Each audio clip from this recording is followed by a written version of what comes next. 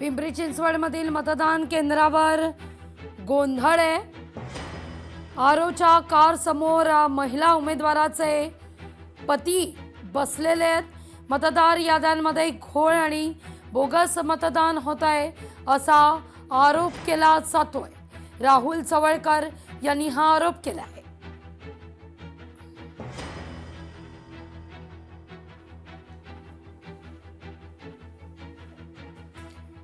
तर पुण्यात मतदान केंद्राबाहेर नागरिकांना ईव्हीएम डेमो हा दाखवला जातोय।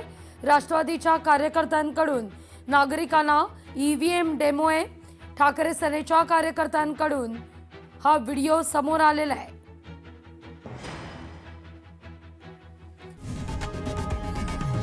लोकशाही मराठी ऐका, पहा, जागरूक रहा।